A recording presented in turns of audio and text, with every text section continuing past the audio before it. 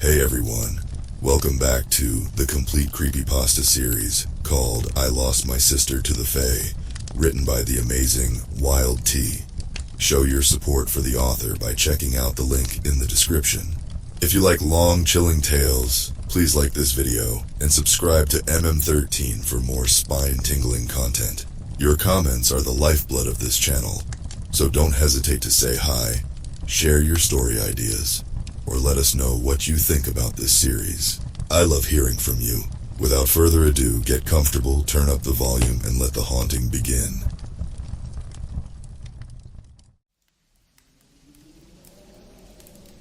I've only recently recovered this memory upon returning to my woodsy hometown in Maine after studying abroad for college. Whether you want to believe it was a figment of an overactive child's imagination or a supernatural phenomenon is up to you. I just hope you'll read this with an open mind. Believing in things like that in this day and age is a social suicide. I don't want to lose people's respect over a belief like this, so I'm choosing to remain anonymous. Call me Nina. I am the eldest to two siblings, a biological one named Zoe, and one which was adopted into our family at a later date after the events of this story. All of this happened because of Zoe, basically. Right now, I'm 19, and I'm spending winter break at Grandma's house, which has been in the family for generations, and is located on a rural plot of land. She has some nearby neighbors, and it's still pretty close to town, so I wouldn't say it's secluded or anything. Our parents died in a really bad car accident while we were at school one day, and it hit our family pretty hard. My mom's parents were jerks. She was estranged from them for a long time when she was alive and made it clear she wanted nothing to do with them. They refused to take me and my sister, but my dad's parents, who we had bonded with since birth and were pretty active in our lives, took us in and gave us love and lots of therapy. I was 9 and Zoe was 3 when this happened, and despite being elderly, they had no problems keeping up with us. I'm eternally grateful to them for not giving us to the system.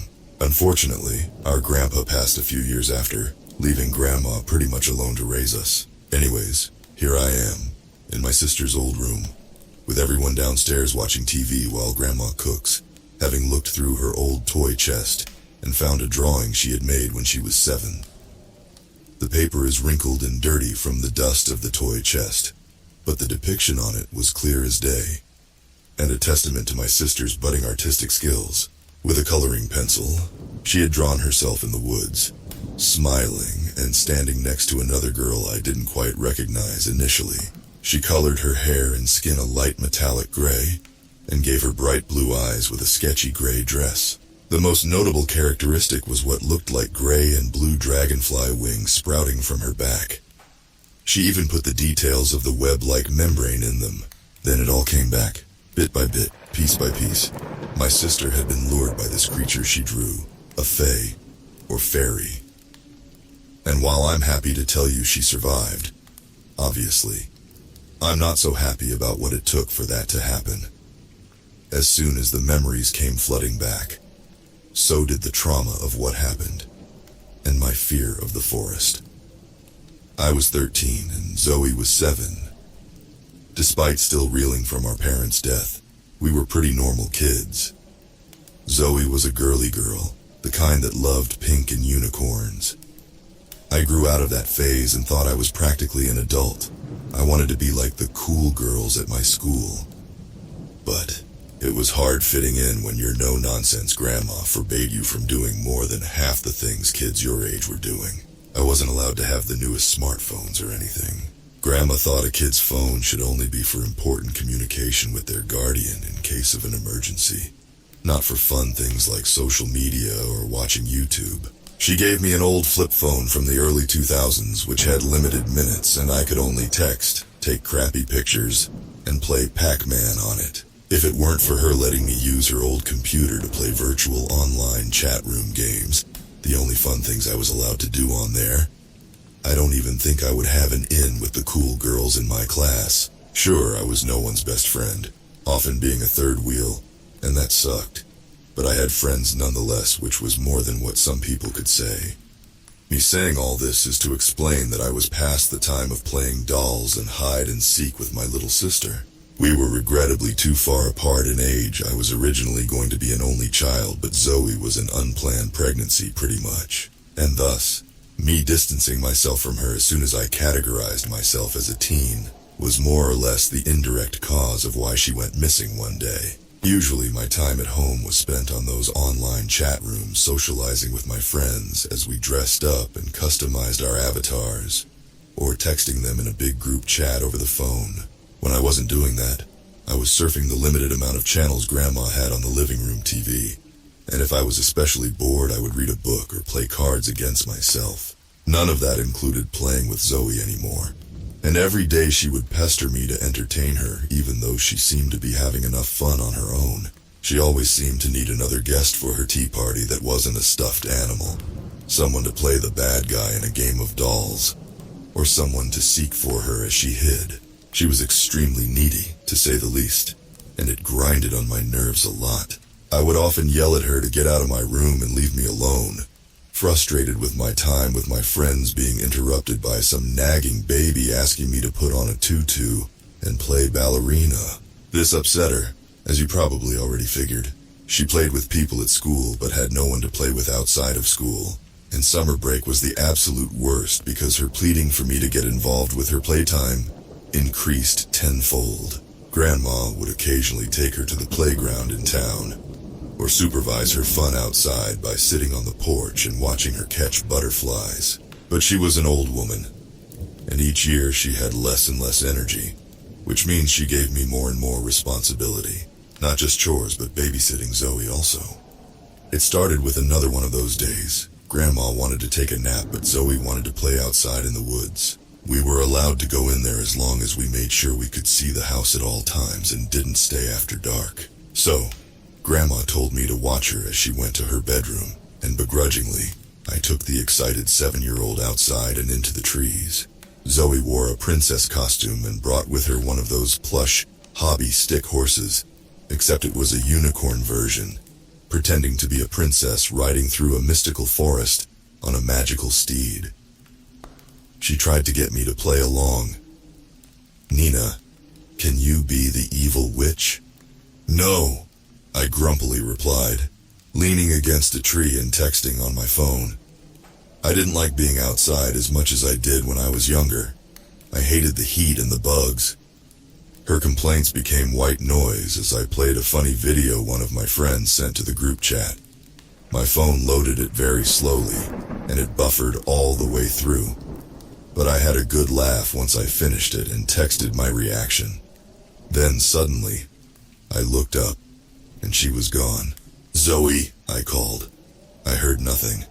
At some point her giggling had receded into the distance and I didn't even notice. "Zoe, where are you?" I could feel panic starting to set in, but I walked around, further out into the woods and farther from home, desperate to find her so we wouldn't get in trouble with Grandma. The treetops blotted out the scorching sun, and I could hear nothing but insects buzzing and squirrels rustling the brush and harp music. One of my favorite movies involved the melody of a harp, so I could recognize the sound anywhere. It seemed to ebb and flow, and I couldn't for the life of me determine its origin. Everything felt wrong. Suddenly the shadows were much darker than before, and I couldn't see the house behind me anymore. I felt like eyes were on me. "Zoe, scream if you're in trouble!" Tears threatened to fall from my eyes, but before they could, a giggle sounded out from behind me, and a small finger poked my back. "Boo!" Zoe squealed with laughter as I jumped and spun around to look at her joyful face. "You're so dead!" I lunged for her and she dodged me, her smile disappearing. "What?" she whined. "Don't scare me like that," I admonished. "You know Grandma's rule. Do you want to get lost out here?" Zoe shook her head, then muttered. "I wasn't lost. I made a new friend. She's my age, I think. I can't tell you about her, though. She's a secret."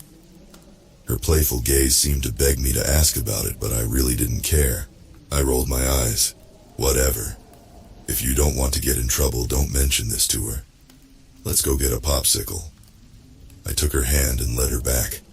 not believing what she said about making a new friend because I didn't see or hear anyone out there. The harp music was weird, yes, but it must have been further out around a neighbor's house, and none of our neighbors had kids. I assumed her imagination had conjured up someone, or she was simply lying to get out of trouble.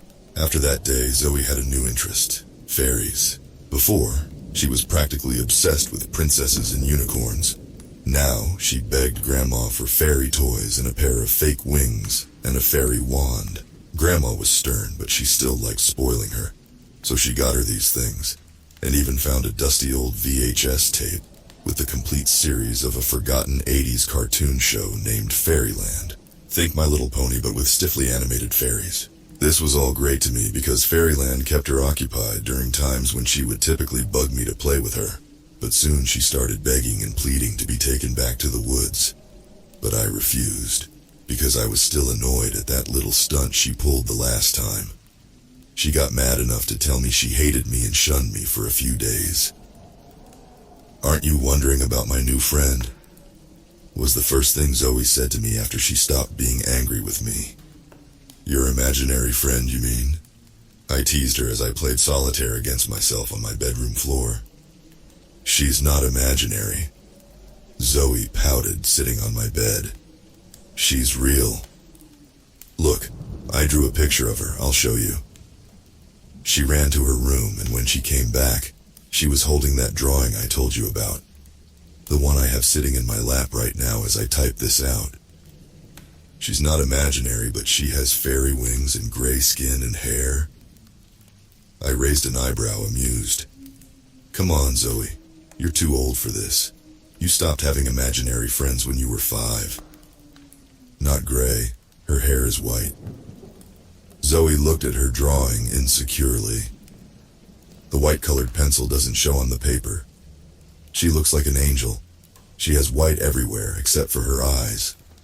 They're blue. Her wings look like a bug's, though. I always thought fairies had butterfly wings." "Butterflies are bugs, genius."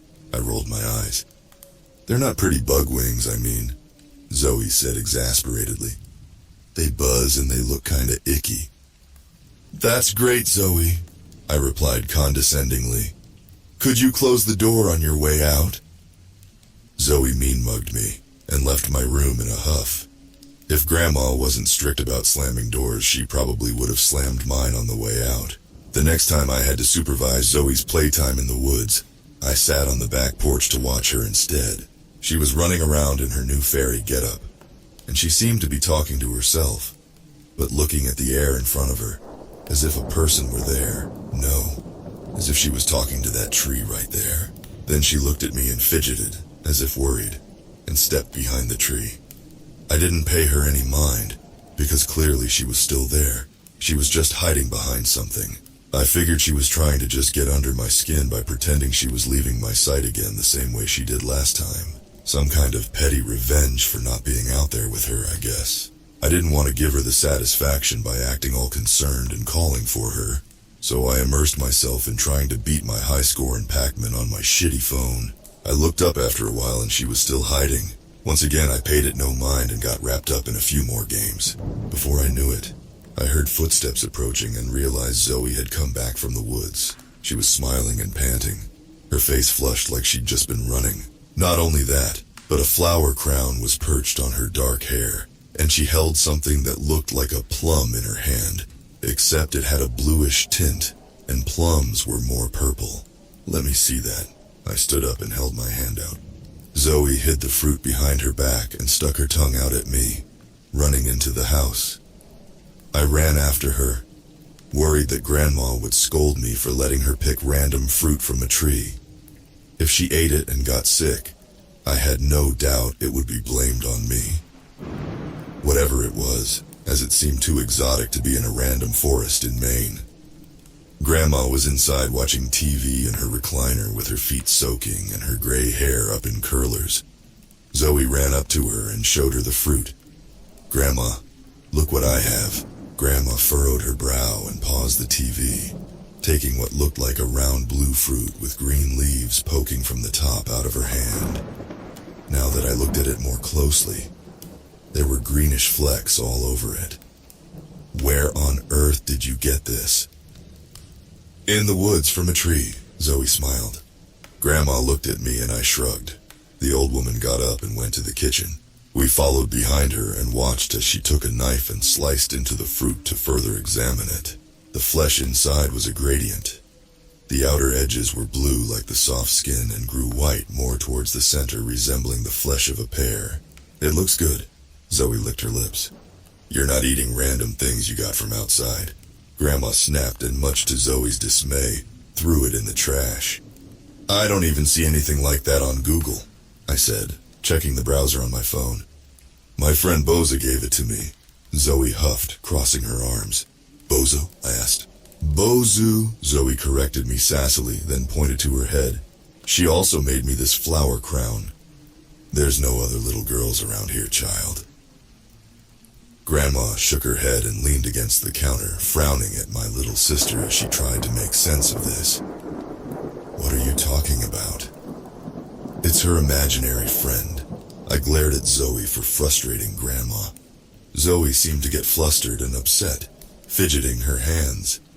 Shh, she's not imaginary. She's real. You said she was a fairy. I scoffed, then addressed our grandmother.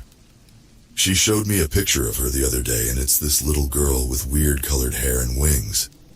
I think she's been watching a little too much Fairyland lately. Shut up, Nina, Zoe yelled. You shut up. Why don't you tell her how you disappeared from me the other day? I snapped, letting loose our secret. Zoe's mouth opened to retort, but then it shut as she nervously looked at our grandmother. Grandma folded her arms and stared sternly at her, as if to say, Is this true? You're a jerk, Nina. You never play with me anymore, and now you're telling on me, she cried. Enough, Grandma snapped. I gave my sister a smug smile as she glared at me. I can show you all that she's real. Just follow me to the woods, Zoe said pleadingly. Oh, you don't need to show me anything, sweetheart. Grandma's voice took on an unrecognizable tone, and I worried that she was really angry. She plucked the flower crown off my sister's head and flicked that in the bin too, giving it a look of disgust. I know good and well what you've done. Hey! Zoe protested, but Grandma held her back. Look, she's just playing, I began, worried she was overreacting. You be quiet now. Grandma shot me a warning look. You two have no idea. She looked out the kitchen window with a 1,000-yard stare, then back at Zoe. You're not allowed to go in the woods anymore, you hear me? Not for a good long while. Zoe's lip trembled. But why? Because I said so, Grandma harshly answered.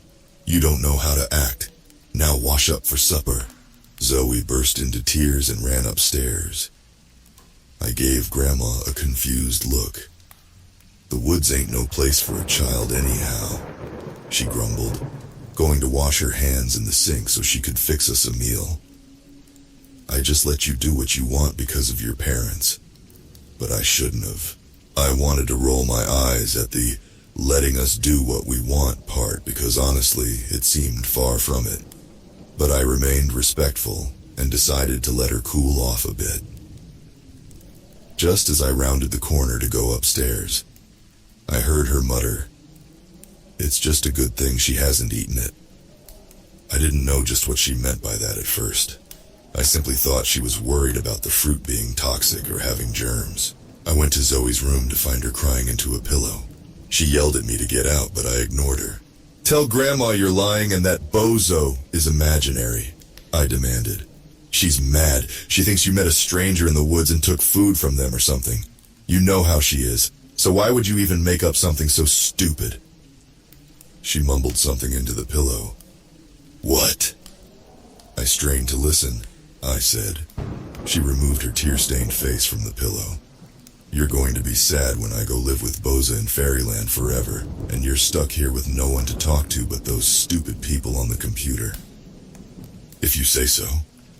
I shut her door and went to my room, wondering what's gotten into her lately. Zoe ignored me all night, and after dinner she went to bed pretty early. I took the chance to complain to Grandma how she's been acting as I helped her clean up the kitchen. Don't you think she's too old for imaginary friends? I sighed, scrubbing the dishes clean as Grandma swept the floor. I mean, I guess she's kinda lonely because I don't play with her as much, but I'm too grown up for the things she does now. I don't believe her friend is imaginary, Grandma said gravely, without looking up from her task. I looked at her and cracked a joking smile. Don't tell me you think she has a fairy friend too, whether you believe it or not, Nina. Grandma faced me with a sense of annoyance. The Fae are very much real, and they're not the cute little creatures like you see on them cartoons your sister's always watching. Some of them are benevolent, but a great deal of them are devilish and wicked.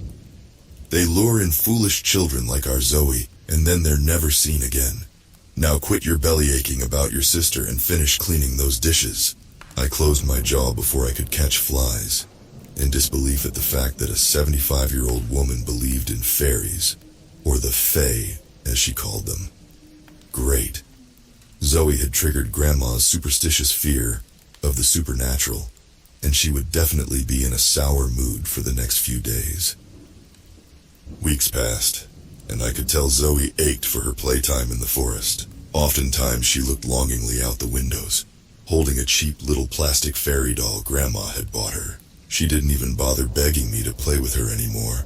Her summer days were filled with drawing fairies and watching Fairyland over and over again. I still have the entire show memorized just by overhearing her replaying it throughout the day. She didn't talk to me or Grandma unless she had to, and I actually felt pretty bad about how much we've been arguing. One night, Grandma was making a casserole, and she forgot a key ingredient. She liked to start preparing dinner early so it was still daytime, maybe 4 in the afternoon or so. Damn it, Grandma swore from the kitchen before she found me watching TV in the living room.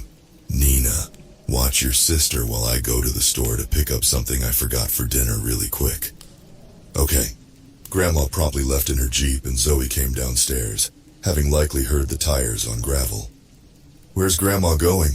To the store. Cool, can you take me outside while she's gone? Zoe smiled hopefully. I looked at her like she was out of her mind. Disobey our grandmother? Our grandmother? She noticed the expression on my face and begged. Please, just really quick. She takes forever at the store. We'll be back before she comes home. I'm not doing that. I turned the volume up on the TV to drown her out. I left my fairy doll out there, Zoe said. I know exactly where it is. I promise I'll never ask you to play again for the rest of the summer if you help me. I considered it. This was a tempting offer. I turned off the TV and stood.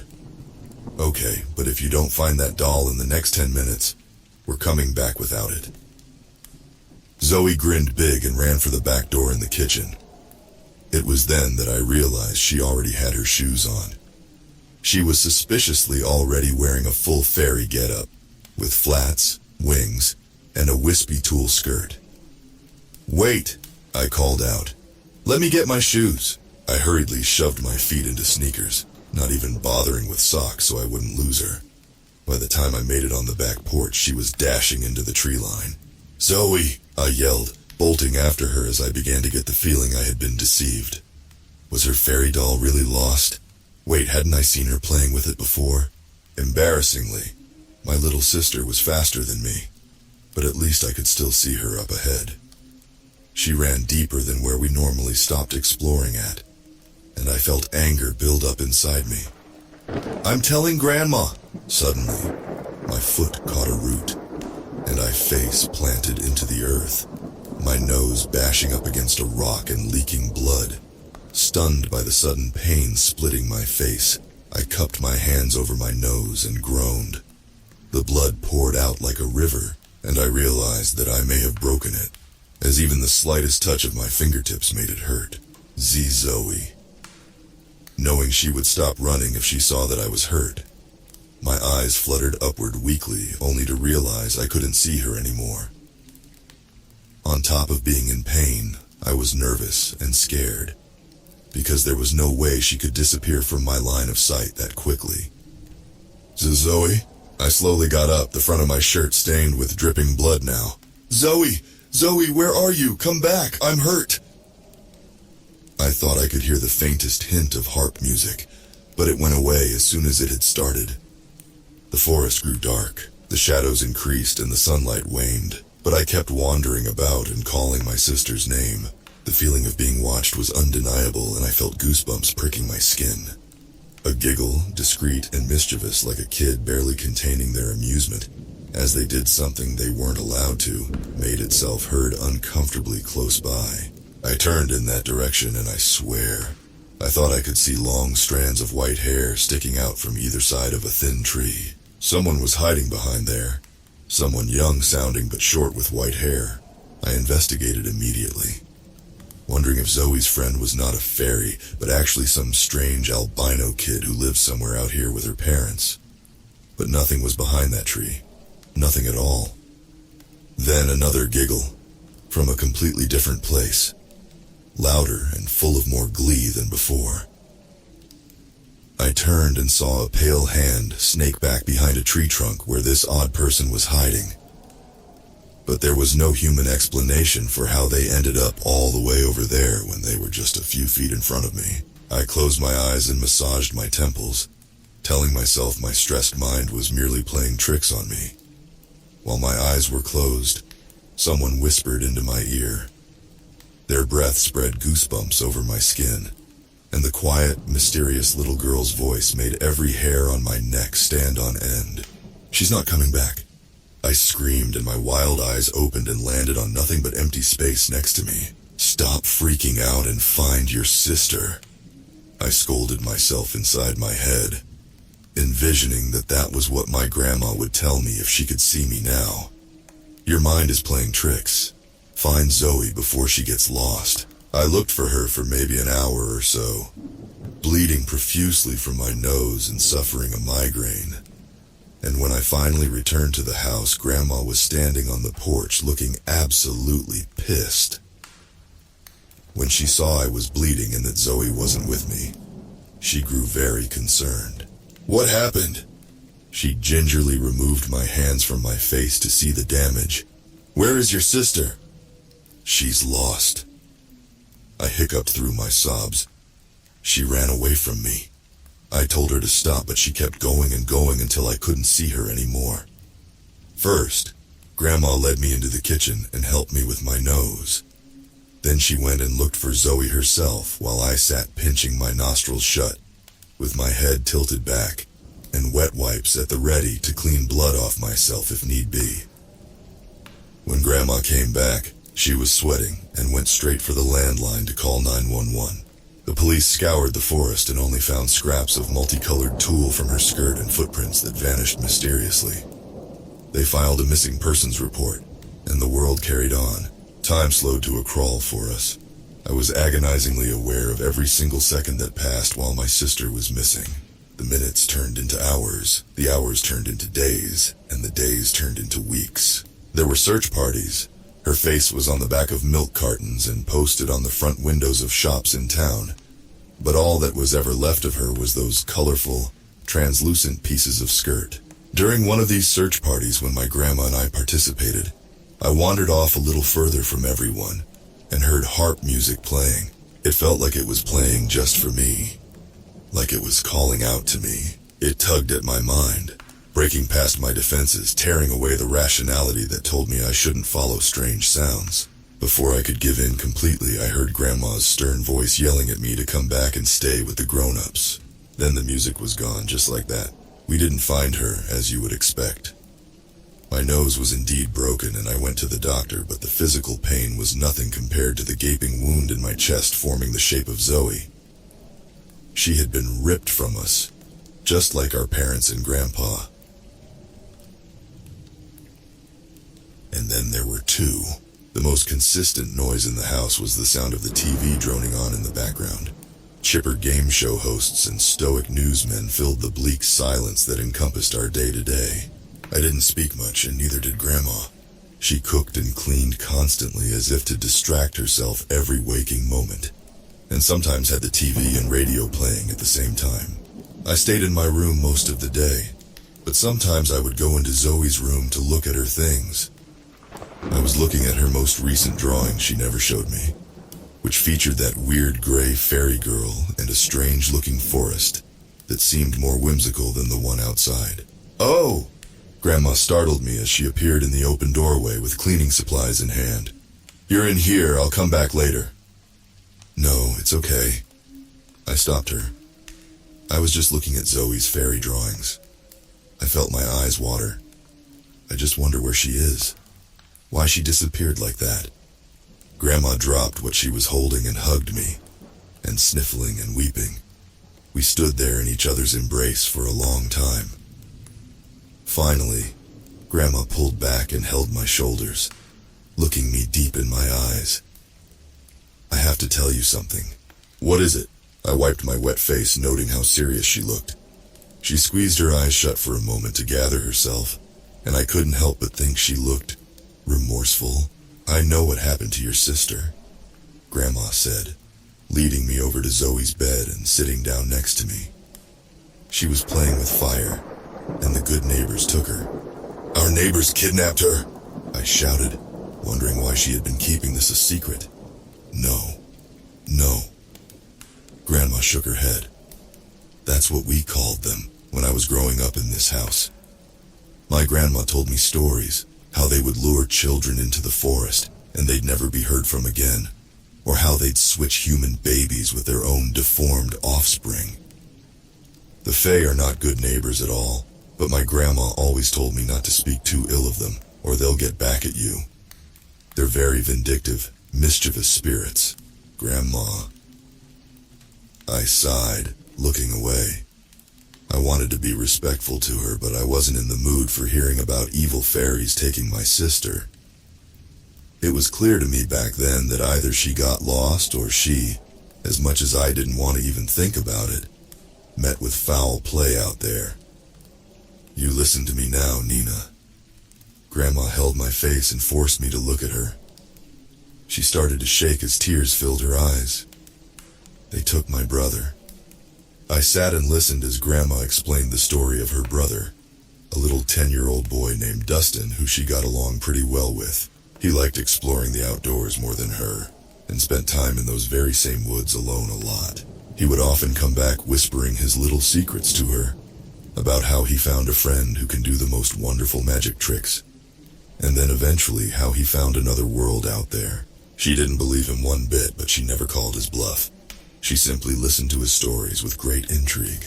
One day, he came back with a strange fruit he'd been given by his magic friend. Weird-looking berries they'd never seen before, and he offered some to her. But she declined simply because she was not very brave or open to new experiences, like he was. He ate it in front of her and described the taste as weird, and that night she saw him looking out the window listening to faint music coming from the woods. He left their bedroom in a trance, not answering her when she asked what was wrong. She thought he was simply going downstairs for a glass of water, so she went back to sleep. The next morning she was woken up by their mother, who was frantically asking where Dustin was. I never saw him again. Grandma looked ahead, looking as if she was trapped in a terrible memory. "I considered selling this house and moving somewhere else when you two came to live with us. I kept thinking about what happened to him and didn't want it to happen to you. But your grandpa never believed in that stuff and wanted to keep the property in the family, so I honored his wishes. Still, I shouldn't have let you go out there.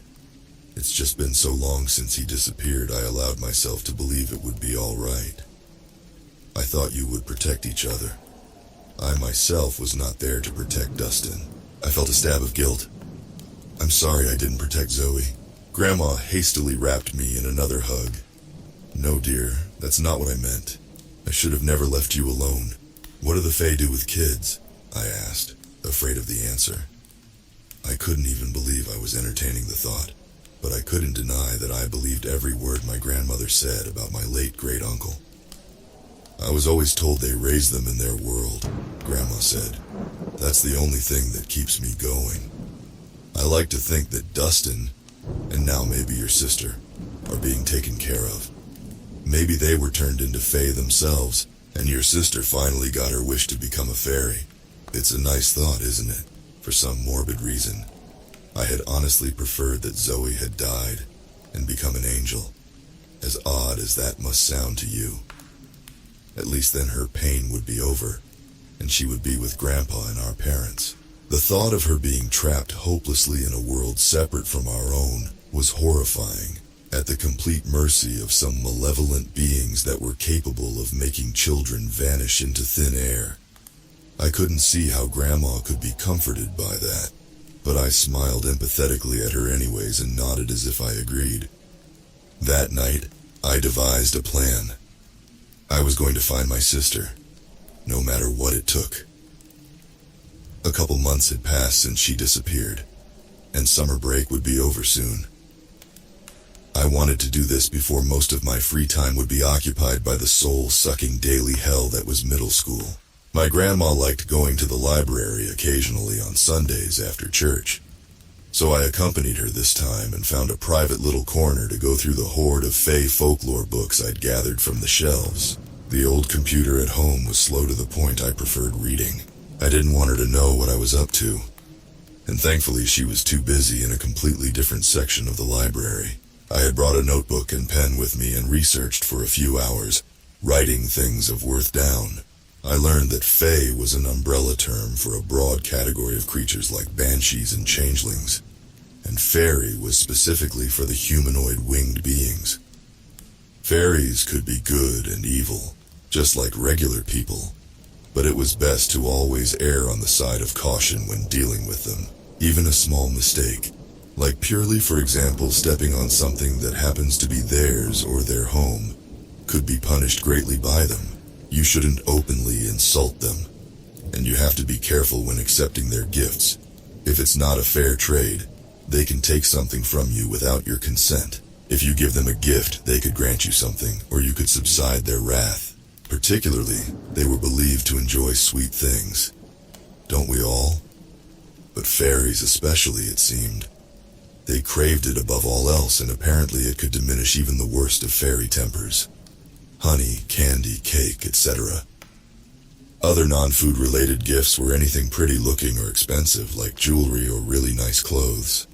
My research also told me their weaknesses, like pure iron, protective wards and charms, and even a salt circle. I thought back to the horseshoe that always hung above the front door of Grandma's house, and couldn't believe all this time that that's what it was for. Most importantly, I needed a way to get to the other world, which is apparently what the Fey realm was called. I learned that Fey use music to lure children similar to a siren song. I figured maybe if I followed it I could be taken into that world and I could find Zoe.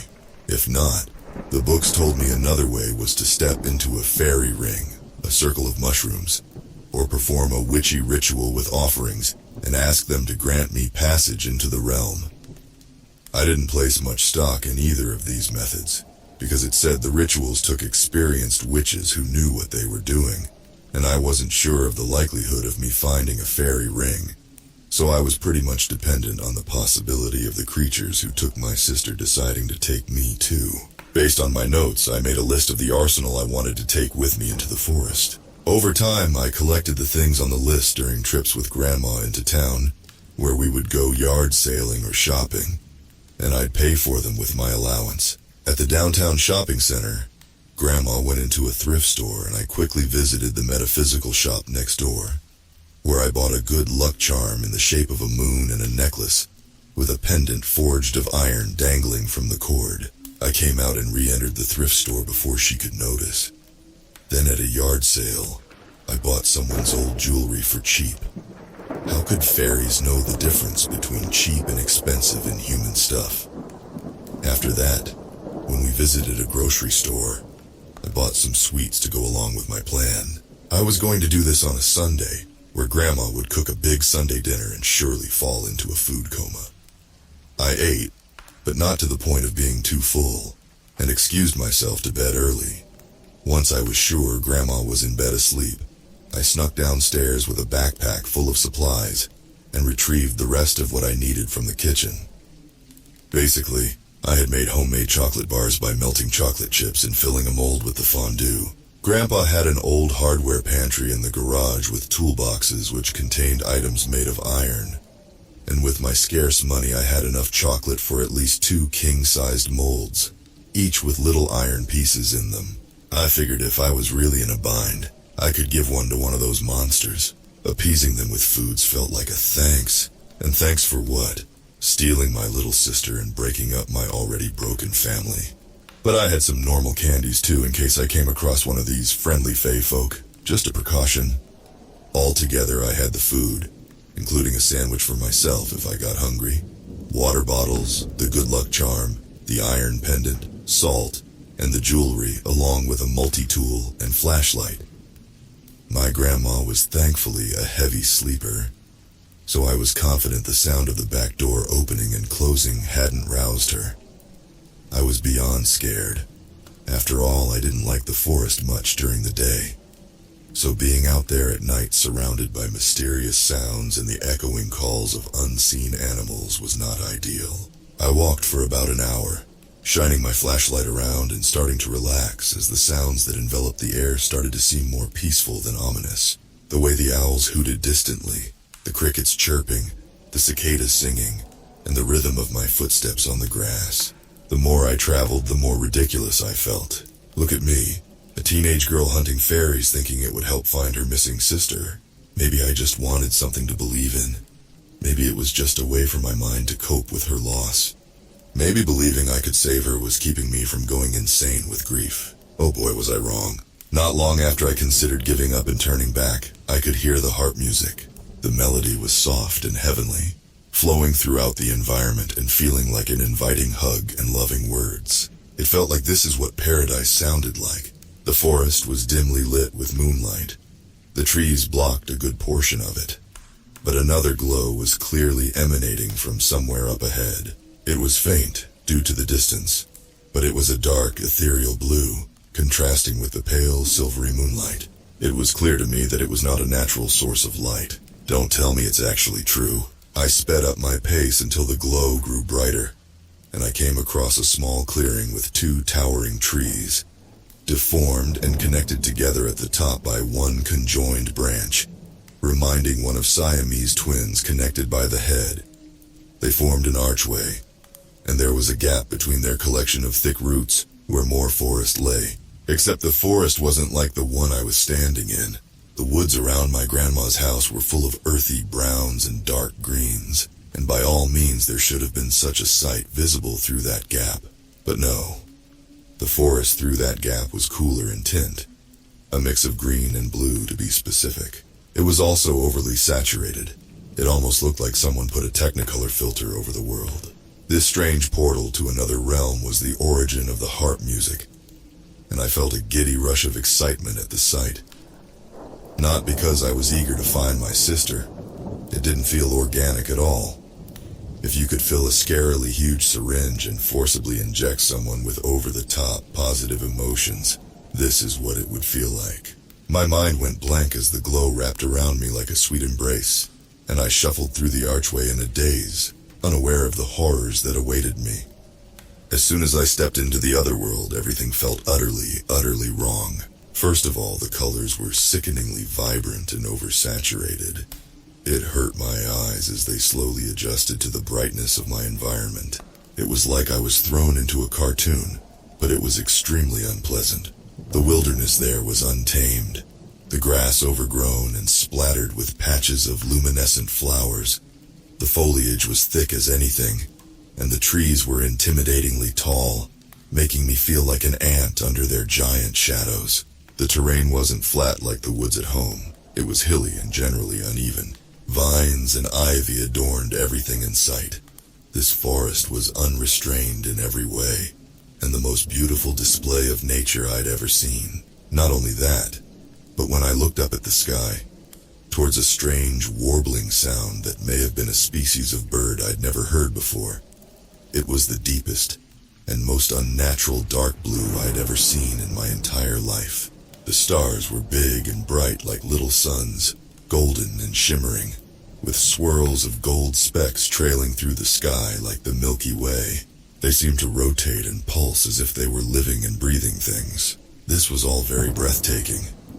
But as soon as I entered that deceivingly beautiful realm, I was hit with a nauseating sense of wrongness that made every bone in my body ache to run back through the portal. I felt very unwelcome. I felt like I had just wandered into a random stranger's house and made myself comfortable. As I waited for them to get home and discover me there, vulnerable and offensive, it felt like the universe itself was whispering to my mind that this land was strictly forbidden to me. And as a deeply unwanted visitor, I should make my business there quick, or else something terrible would happen to me. Could you imagine being in a world so foreign to humanity that your primal instincts were screaming at you to leave as soon as possible? Each step forward was easier than the last. But that's not to say my defiance against the unspoken rules of this world was a walk in the park. It was like walking into a bear's den, and by God, I hoped I wouldn't be noticed. I just kept thinking of Zoe, her face, her laugh, her innocence, and the way she vied desperately for my attention, as if I was the greatest person there was. She didn't deserve to be stuck in a place that felt so god-awful to be in, and I was still determined to find her. I didn't know the first place to look, but I took out one of my sandwiches and left a trail of breadcrumbs in my wake a la the story of Hansel and Gretel. I didn't want to lose the portal. The distant trees faded into blue gloom like they were hidden by fog. I flinched as a giant moth-looking creature with moss growing on its sickly green wings fluttered past my face. After a while of walking, I feared the breadcrumbs would not last. But then I heard a babbling brook, or in other words, running fresh water nearby. Treading up a small hill laden with moss like a blanket, I came across a stream. Just like everywhere else, it was teeming with life. The water was clear and blue like the type you'd see at a tropical beach. The surface scattered with lily pads, toads croaked, and a persistent buzzing from various insects filled the air. That's when I started to notice just how dreamlike everything felt. I felt like none of this was real the longer I stayed there. Like I was perusing through some great wonderland my imagination had cooked up, and I was invincible. Because after all, I would simply wake up just fine the next morning no matter what happened. I traveled along the bank, feeling light and airy like I had just breathed in that happy gas at the dentist's, until I heard that same harp music. It lilted through the thick air like a lullaby, contributing to my growing delusion that I was stuck in a dream.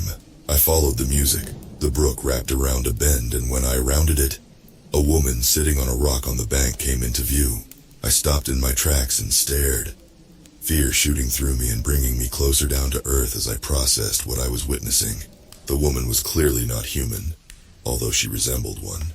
Her skin and hair were unnaturally white, paper white at that, and almost seemed to shimmer and glow in the blue light bathing the forest. Her hair was so long it trailed behind her in wild tangles like a bridal train, and her long gown was just as white as her. She damn near looked like a phantom.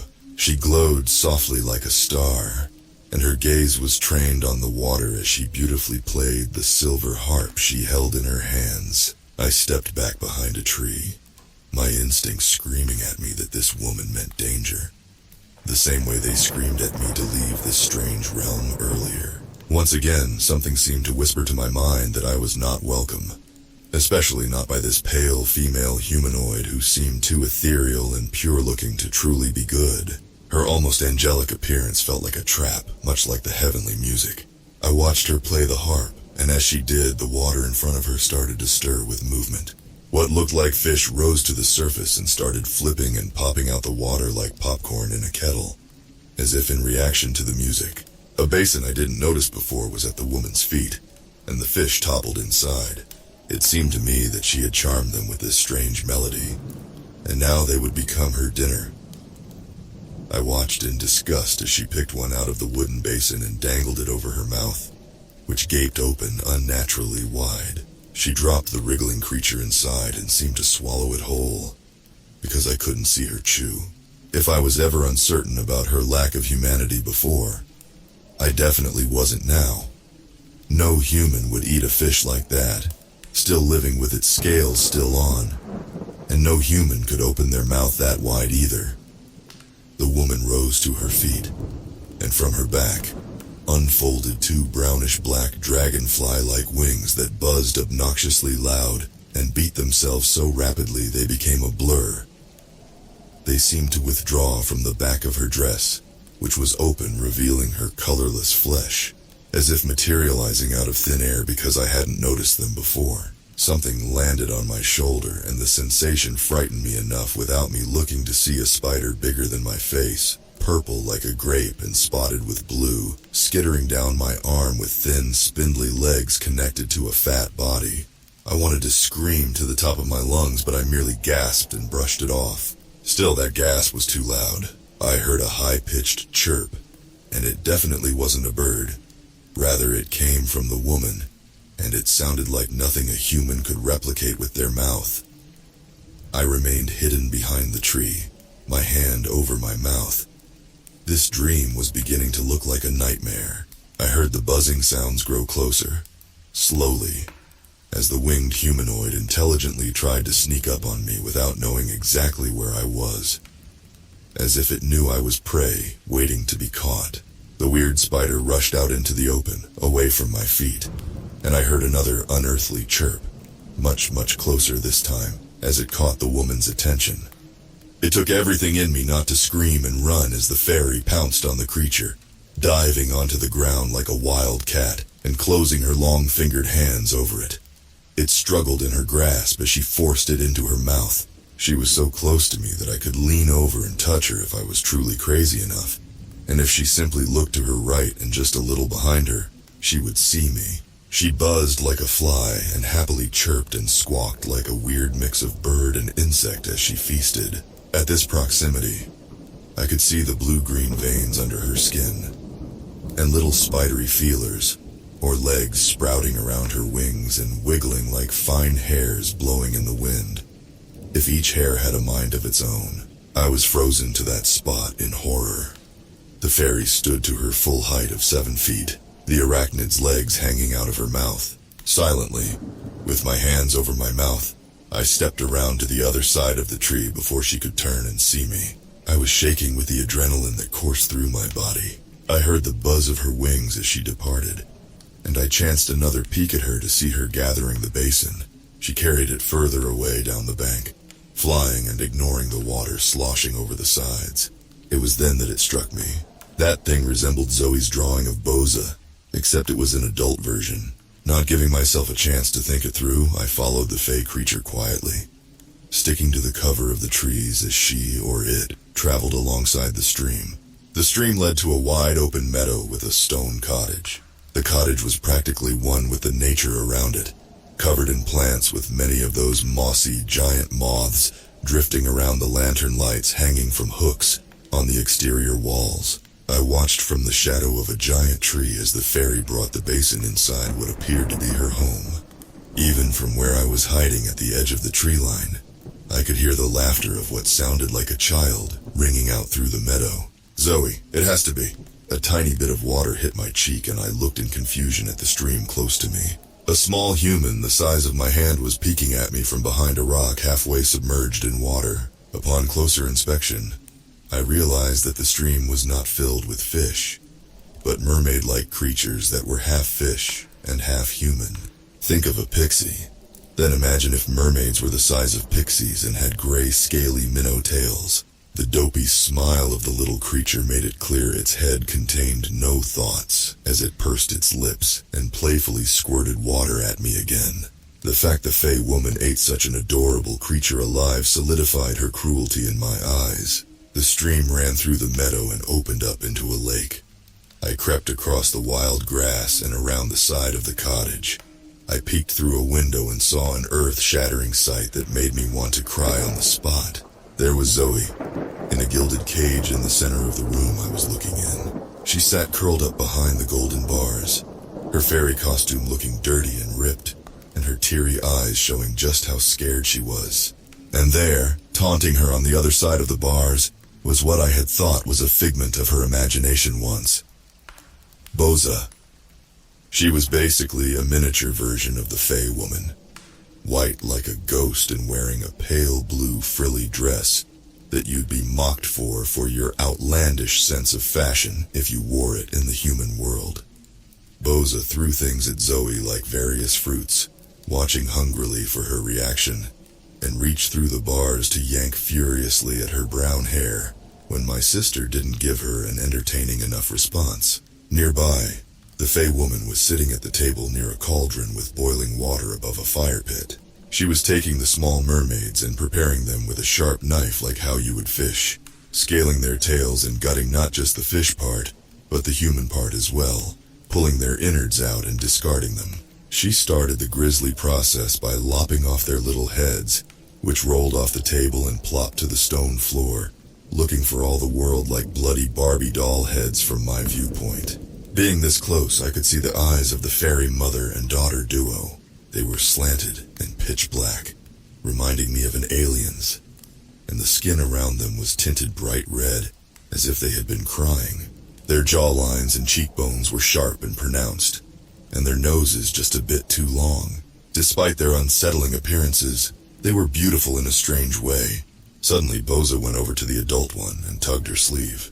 Their lips were moving, but I couldn't make out what they were saying. Whatever the Fey woman said, it made Boza happy, and she flounced out of the room and returned with a golden collar connected to a long matching chain. I watched with horror as the Fey woman stood, produced a key hanging from the necklace she was wearing, unlocked the cage, took the collar from Boza, and fixed it around Zoe's throat, as if she were some common dog.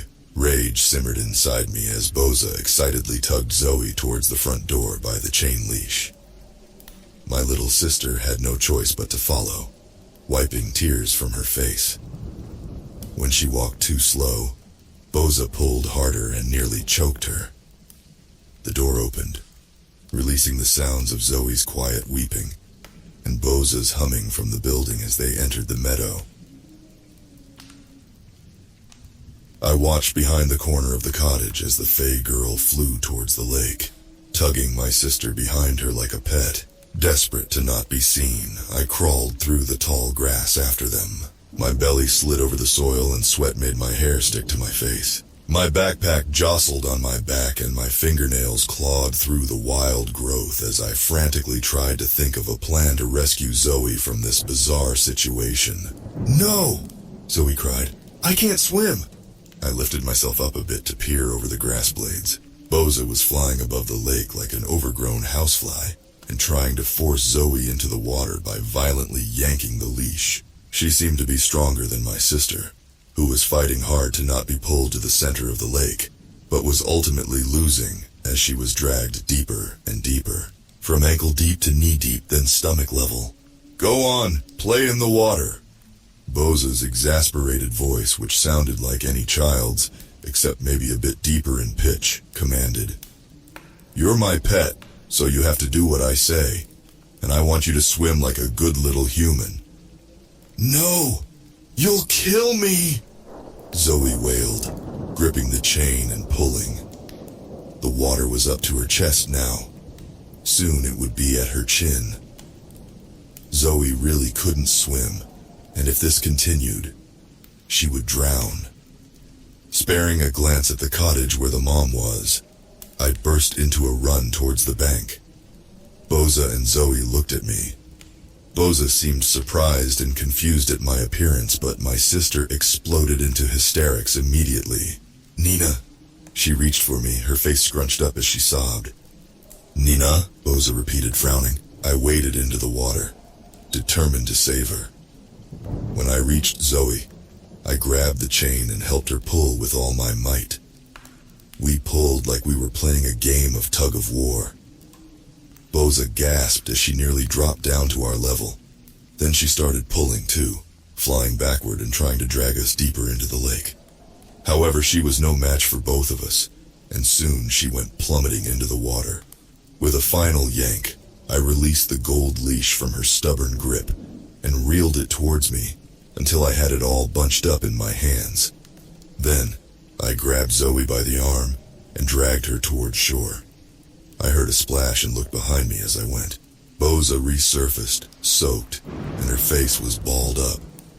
She burst into tears, but when she wailed, it was a piercing cry, a pathetic little screech that rang out into the air and echoed all around us. Then, It was promptly followed by a piercing caterwaul that reminded me of a bird of prey. Zoe and I tensed as we stood on the bank dripping water. The cottage door banged open, and the Fey Mother crawled over the wall and onto the roof before erupting in flight like an angered wasp emerging from its net. Before I knew it, she shot towards us like a bullet and landed heavily inches away from our shivering forms. She had grown grotesque, her pearly flesh now gray and a deep scowl marring her face. Her gray skin faded into black towards her hands and feet, as if she had dipped the limbs into ink, and a network of now black veins were visible under her skin. Zoe screamed and hugged my side. The Fey Mother roared much like a jaguar, and her clawed fingers reached to ensnare my head. Yes, my head. I didn't even want to think of what she would have done to my head had I let her. Perhaps pull it off my shoulders. Thinking quickly, I grabbed the crescent moon-shaped iron pendant dangling over my chest and raised it towards her. Reflexively, the monster recoiled and regarded me warily. Iron, her deep, alluring yet quiet voice dripped with disdain. Yes, iron.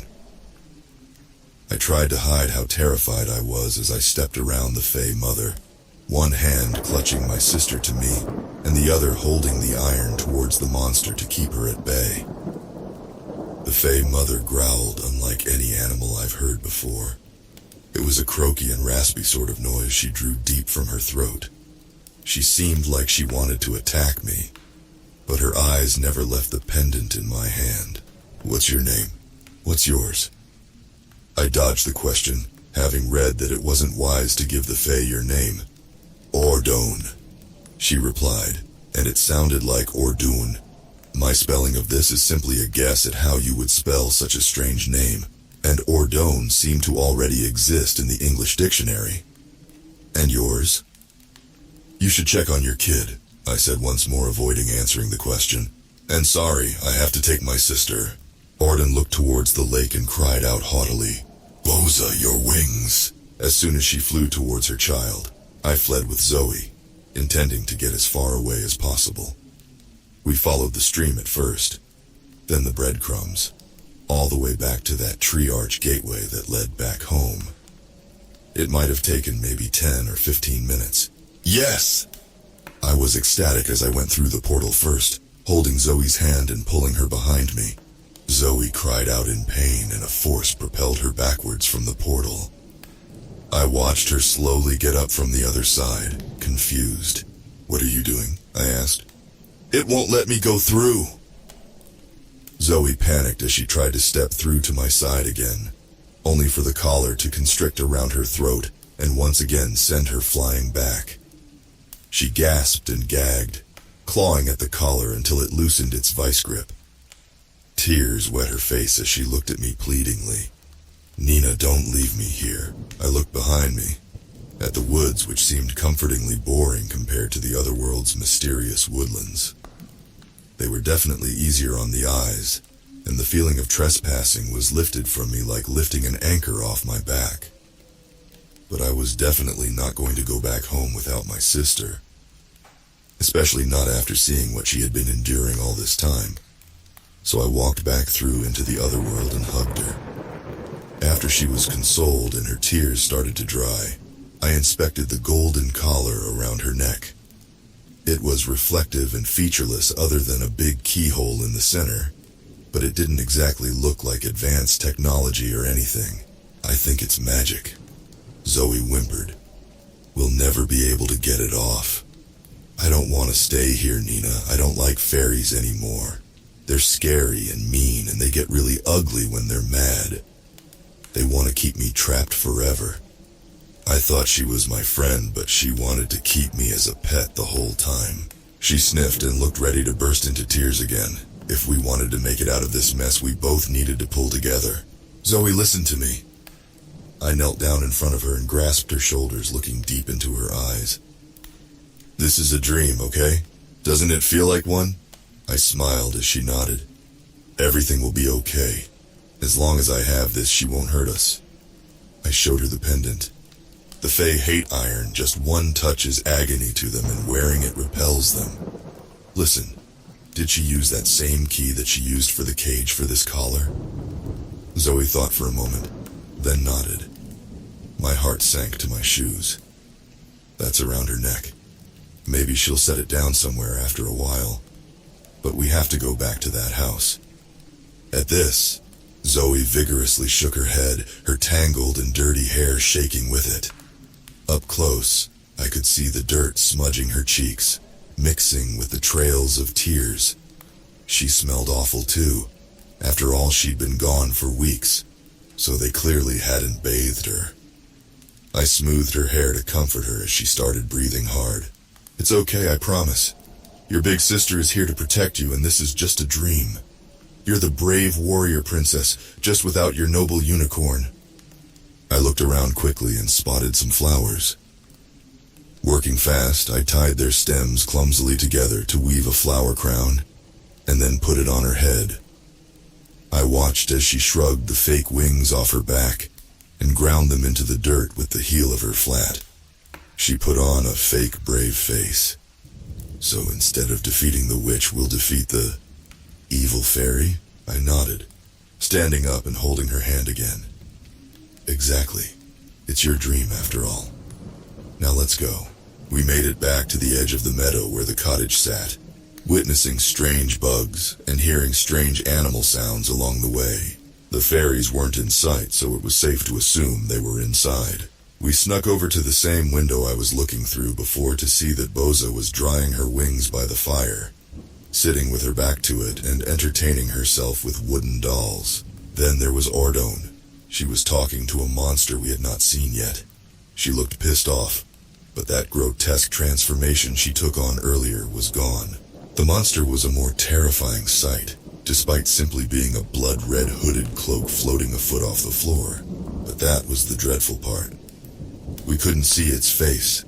Its hood was long and dangled down over his head like a curtain, to the point I was sure there was no way it could even see what was in front of it. It was short, but being able to levitate to Ordone's height made it intimidating still, and long black arms that looked like gnarled tree branches stretched out from the cloak and grasped a large, sharp scythe in front of it. "What is that?" I whispered, my heart racing as I felt a terrible, sickening dread twist my gut into knots. "I don't know," Zoe whispered back in a shaky voice. "I've never seen that before." Ordone, in the middle of conversing with this strange monster, gave it a familiar-looking butterfly barrette. I looked at Zoe's loose hair and realized it was hers, and she realized it at the same time as me, and gently touched her head where it would usually be. The hooded monster took the barrette with black clawed fingers and brought it under its hood. I couldn't be sure, but I swear I could see its shoulders lift and lower ever so slightly. It was taking a whiff of my sister's hair clip. The monster nodded and Ordone grinned sinisterly. The hooded thing started to levitate past her, but then stopped. The hood raised towards the ceiling, and its body heaved with each heavy sniff it took of the air. Then it looked right at us in the window. "Run!" I cried, grabbing Zoe's hand and hurtling towards the woods in terror, in the opposite direction of where we came. I dared not look behind me, but I heard the cottage door open and the sound of what I could only describe as a tree being split, as if a lumberjack had severed the trunk of an enormous tree, and it was releasing a deafening creak and groan as it fell over.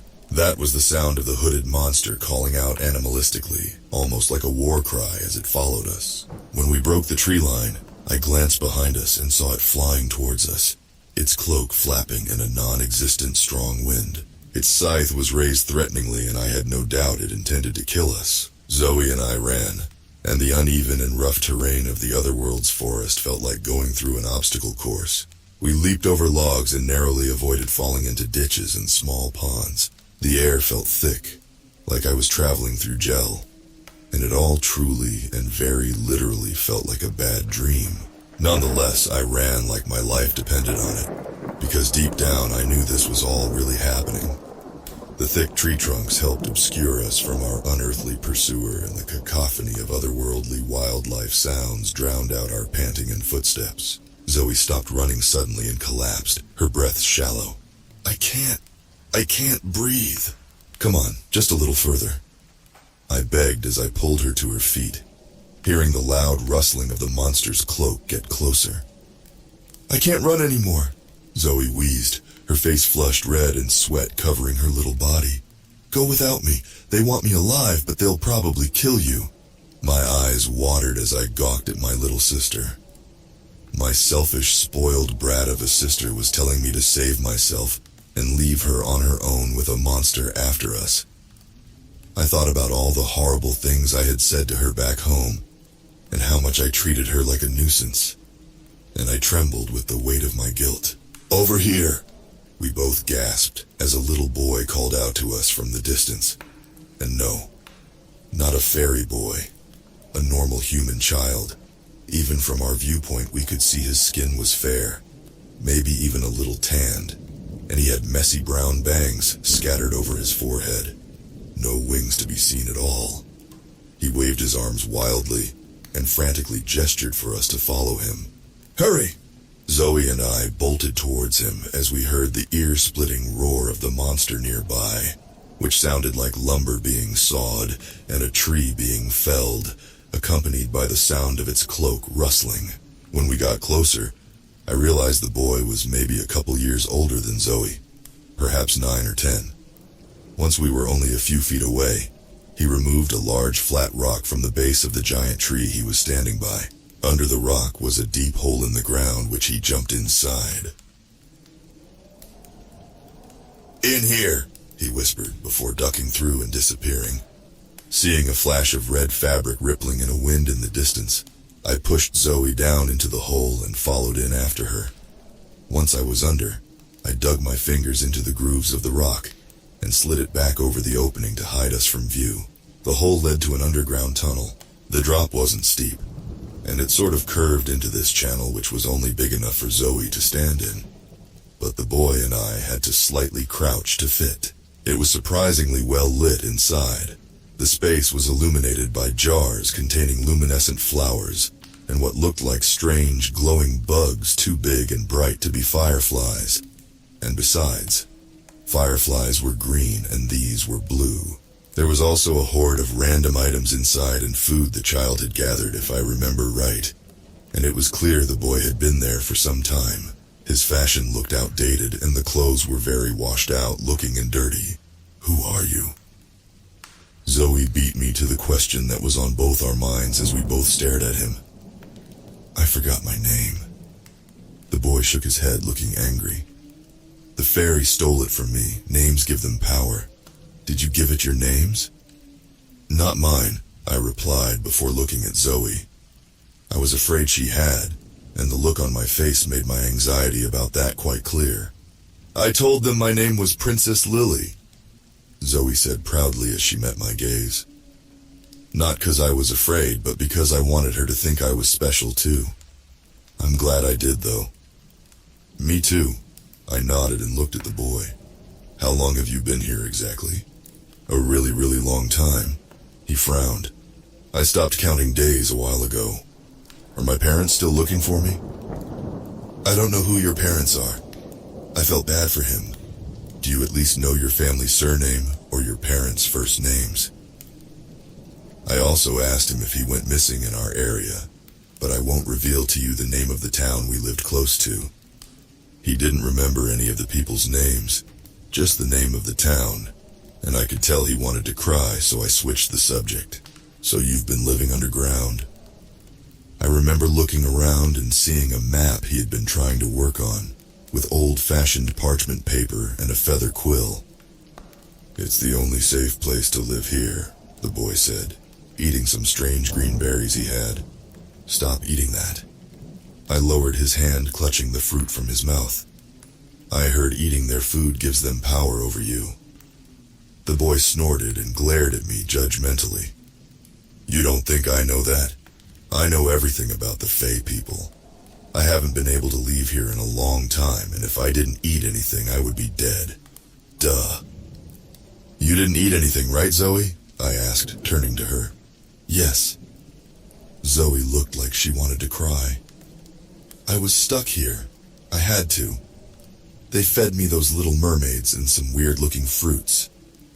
"Those are water sprites. I used to feel bad about eating them too, but that's the only meat you can catch really easily here other than nasty bugs. and their brains are stupid like real fish anyways. The boy replied, wiping berry juice from his mouth.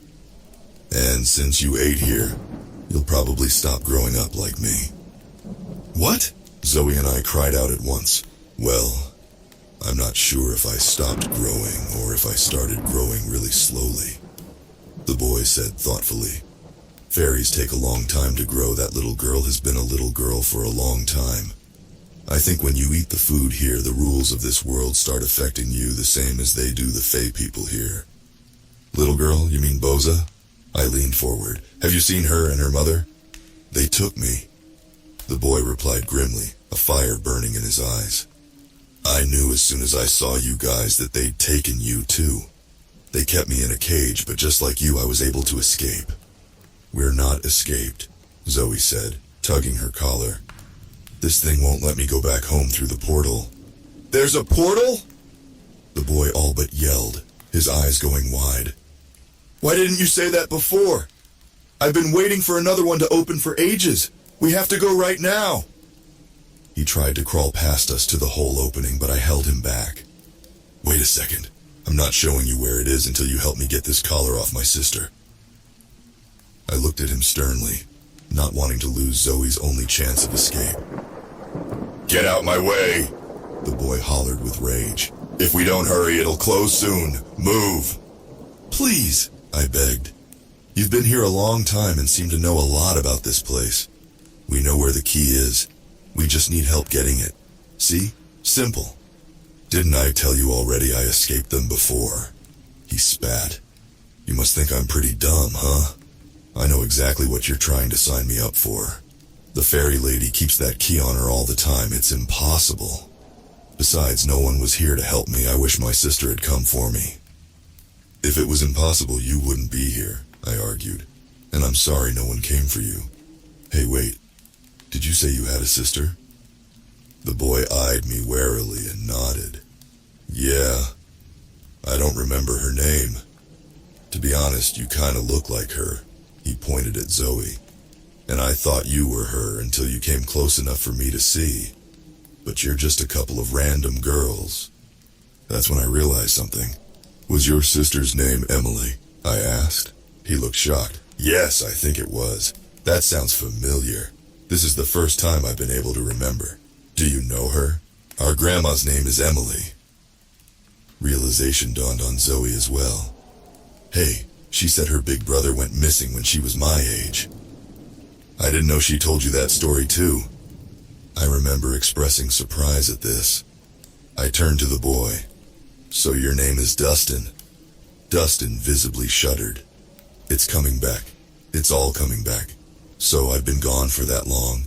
Grandma, does that mean our parents are dead? I nodded sadly, knowing my grandma's mom and dad were long gone. Zoe looked like she wanted to cry for him, but instead she gave him a hug. He was too shocked to hug her back. I always thought I'd see them again. He burst into tears. We watched him sob for a while. All I could do was awkwardly pat his shoulder until he gained his composure again and started wiping his face with his shirt. I'll get them for this. His voice took on a dark tone, his stare full of hatred. I promise, I'll get them for this. You'll have your chance if you help us, I said. So, you're my... He looked me up and down, unable to find the correct word. Grandniece, I smiled. Yeah. Since we're family, will you help? You will be able to see your sister again. Grandma would be so happy to see you. She was so heartbroken when you disappeared. Okay. Dustin's face transformed into a look of determination. We're going to get that stupid dog collar off, kill those monsters, and go back home. But we have to do it quickly. The portals are always on a timer. How long has it been open? Maybe an hour. I shrugged. Zoe went missing a couple months ago, and I came here tonight. I think one opened for me, but I don't know why. Then we don't have very long. Dustin muttered nervously. I've seen them open portals when I was still their pet, and they don't last very long at all. I don't know why she opened one again. But if it closes, we could be stuck here for years. At this, Zoe and I tensed up, feeling a very real fear strike our hearts like a lightning bolt. We knew we had to do whatever it took to escape the other world. I told Dustin about the monster that was chasing Zoe and I. He told us that it belonged to a species of fae called redcaps, a malevolent type of goblin which he and my grandma's grandmother told them horrific stories about when they were younger. Their grandmother told them their hoods were always blood red, because they needed to regularly soak them in the blood of humans to survive. If it were to ever dry out, they themselves would die. However, Dustin figured out a weakness of the redcaps. The same thing which allegedly kept them alive, human blood, or so the tale goes at least, also could kill them. While he wasn't sure if their hoods were always soaked in blood so they could live, he was sure that their grotesque bodies underneath were deathly allergic to our blood. He told me how he knew this. When he had escaped so long ago, Ardone had recruited such a vicious creature back then too, and it looked identical to the one that had chased us, except that one wielded a terrifyingly large hammer still stained with the gore of its last victim, and ours had a scythe like the Grim Reaper. He narrowly avoided being slaughtered by the goblin, because when it finally caught up to him and grasped him with its claws, it recoiled as if his pale little leg had burned it. His leg had been hurt by Ardone during his escape. She had raked long scratch marks over it. He showed us the scars too, and they were deep enough to bleed. The redcap, in trying to grab him from this very hole we were in now, had gotten a handful of human blood on its bare flesh. Then it died. Dustin recounted, rummaging through a burlap sack full of objects behind him. It let out this scary scream of pain and it just disappeared. See, look. He proudly produced a crimson cloak with a pointed hood from the sack as proof. Our jaws dropped. We were thoroughly impressed. I think they wear these things so they don't get stained with blood. It had rags on its hands, but I pulled them off when it tried to grab me the first time. Wow, I didn't know what else to say. Then Dustin pulled out a few more things. One, a dagger, which definitely looked like it belonged to this whimsical realm. Not just that, but these little glass vials that reminded me of test tubes, with little woven cords tied to them to turn them into necklaces. It sounded like he had many glass things in there, judging by the clanking noise, but he only pulled out a necklace vial for each of us. I pieced together in my head what he wanted us to do. She'll cry, I warned as he uncorked one of the vials. Yeah, but she'll live, he countered with a wisdom that was beyond his visual age. Zoe looked disgusted as he took the blade of the dagger and sliced his own finger. He barely flinched as he did it, and he took the little opening of his vial and held it under the cut so droplets of blood could slide inside. When it was full, he corked the small glass bottle again and put the cord over his neck so it could dangle above his chest. After that, he grabbed a glass jar of what looked like fresh water from a stream. I could see tiny bits of plants in it, and used it to wet a scrap of cloth to clean the blade with.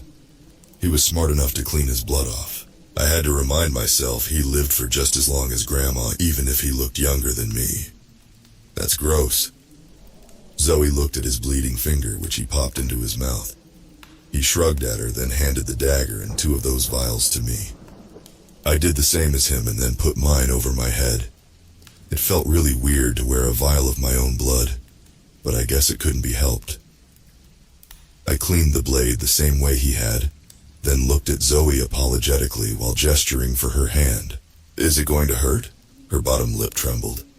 I nodded. Close your eyes. She did as I said, and I quickly sliced her finger.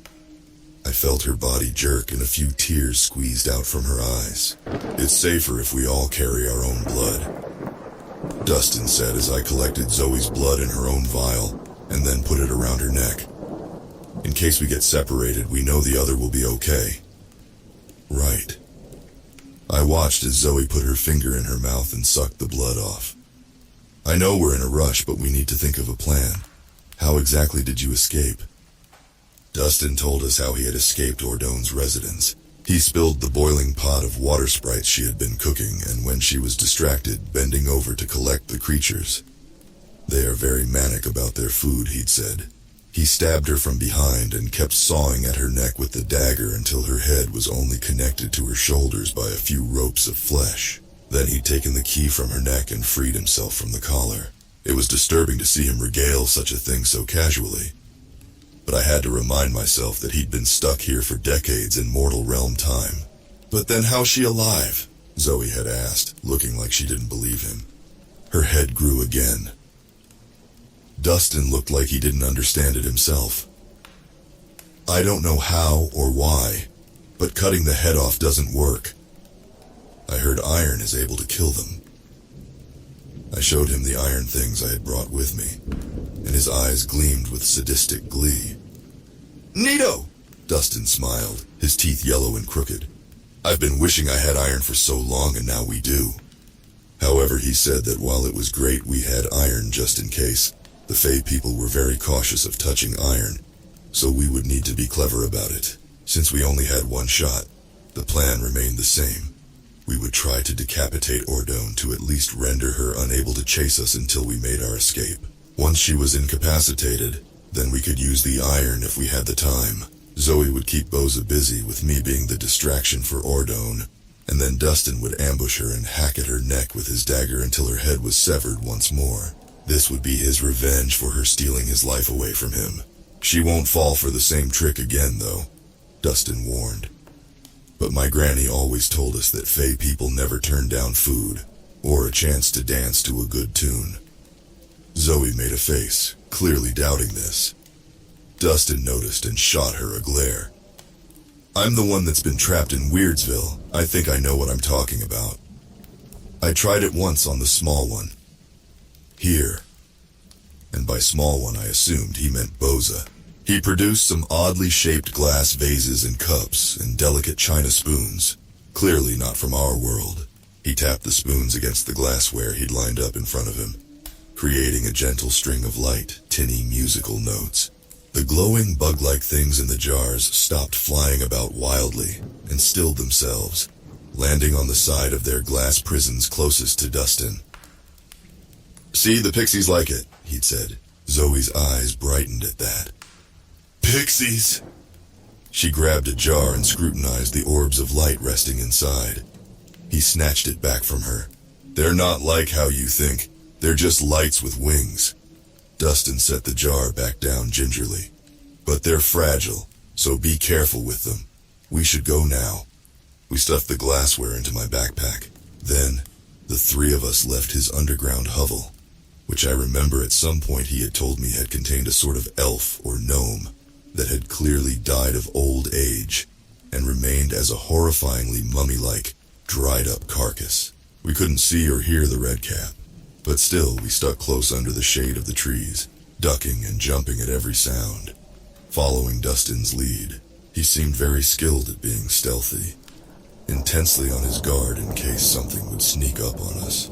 The forest was teeming with giant beetles and centipedes.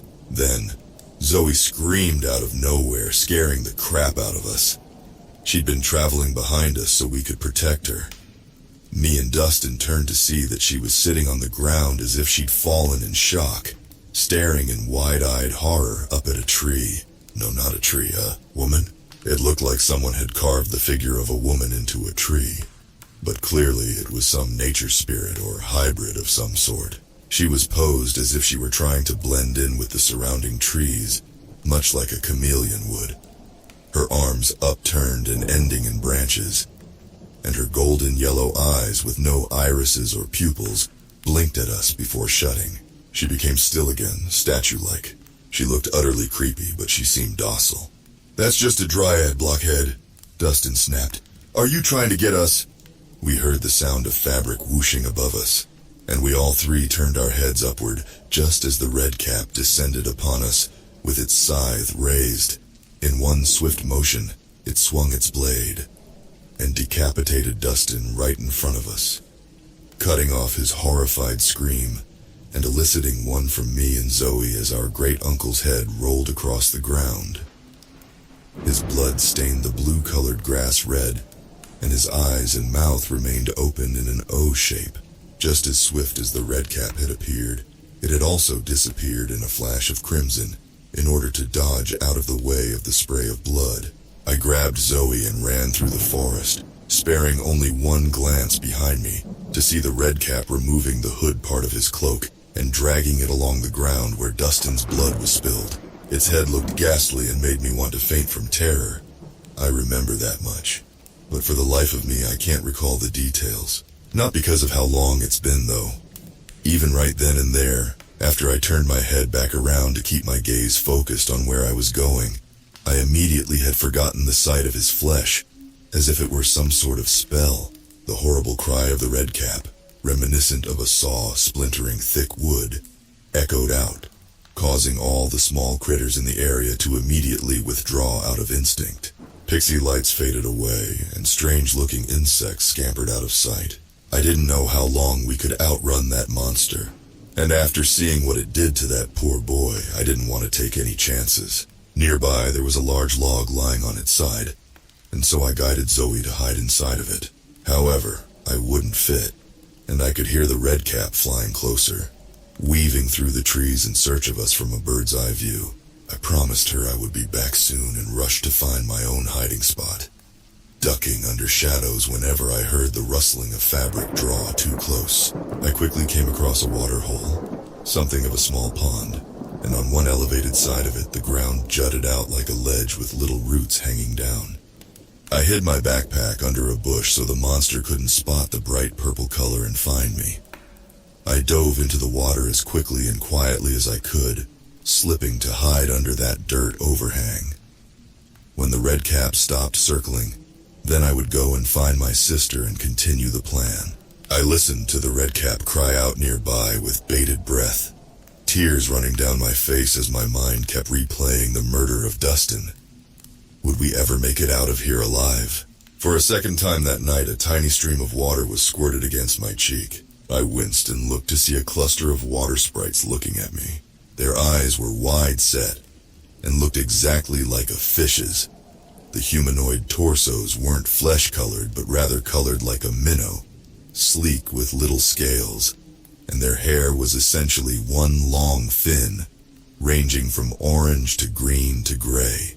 They are kind of ugly with their little webbed fingers and wide fish lips, but also kind of cute. One of them puckered their lips and spouted water from their mouth at me again. Then they all splashed around playfully, as if in amusement. A school of them surrounded me curiously. That's when I got an idea. It seemed that these fey people commonly used these little fish creatures as a source of nutrition, and Dustin had said the fey were very serious and even downright crazy about their food. They would never pass up a chance to eat or be swayed by beautiful music. I also thought about how I had placed iron in the chocolates which were still in my backpack. Basically poisoned fey food, but I didn't want to waste the chocolate on the redcap. I had only two, one for Ordone, and one for her demonic little offspring. So what if I offered a poisoned water sprite to the redcap? Would it stop and eat it first, proving Dustin right?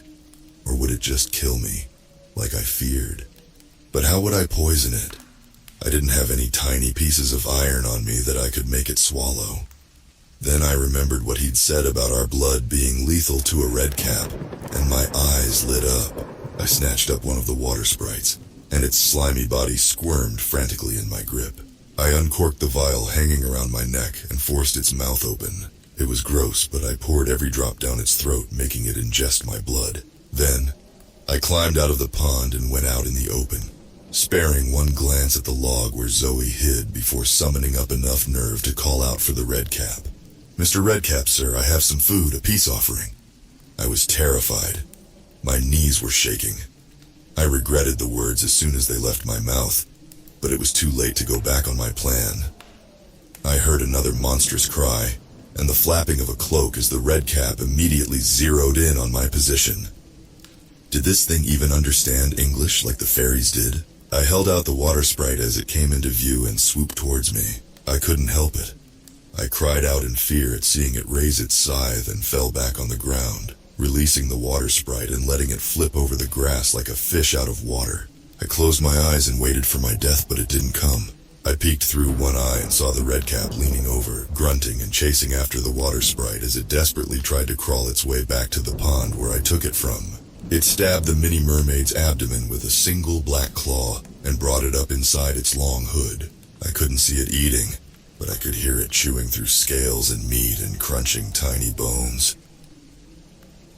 I couldn't believe it. My plan was working. It was actually eating it. I stood up and watched as the redcap suddenly let out a choking sound and seemed to grasp its throat with both hands, dropping the scythe. Its head cracked towards me and I flinched. It wanted at me, realizing I had deceived it, and reaching for me with claws that could absolutely gore me. But then, it dropped into a heap of red bloody fabric on the ground, no longer a grotesque body under the cloak. I crept forward and yanked the cloak away to be certain, and sure, nothing under there but grass. I wanted to cry from relief. But then Dustin's loss hit me again, and I wept a little, then collected myself and found Zoe. Morbidly enough, Zoe took the hood and wore it, although it had Dustin's blood on it. I gave her a look that said I thought she was crazy for doing so. "It's a trophy," Zoe sniffed. "Dustin had one too. I'll keep it for him." I respected that, so I left the subject alone and gathered the large scythe from the ground. It was a bit heavy, but I was going to use it all the same. I retrieved my backpack, and we set off to Ordone's cottage. Despite its homely appearance, it loomed quite forebodingly in the distance. When we got to the meadow, Boza was running and playing outside. I took my backpack off and began preparing things for our plan, setting out the material gifts I wanted to give to the Fey Mother, like the jewelry. Zoe helped me set up the glasses on the ground, and we began playing our music, hitting the cups and vases with the delicate spoons to create a soft, tinkling melody. This got Boza's attention and she ran inside the house. "Be ready," I whispered to Zoe, nudging her with my arm. "You have to play with Boza and distract her when I give the signal." I glanced at the scythe I had laid behind me. Dustin was gonna kill her, now he's dead. Zoe looked scared and lacking in any confidence for our plan now that the boy was gone. Boza came back out of the cottage with Ordone in tow. They stood still as statues staring at us, before they both walked calmly towards where we sat, not even using their wings to fly. Nervous, couldn't begin to describe how I felt. I heard Zoe's breath become labored. "You returned," Orton said stoically, looking at the glassware arranged as makeshift instruments in front of us. "Sorry for coming uninvited. I tried to keep up the fake politeness all my sources instructed me to show even the most evil of Fae. We wanted to play some music for you, and I have gems to offer you." I gave her the necklace, which was a chain beaded with little fake crystals that could have very well been plastic for all I knew. I just hoped she wouldn't notice.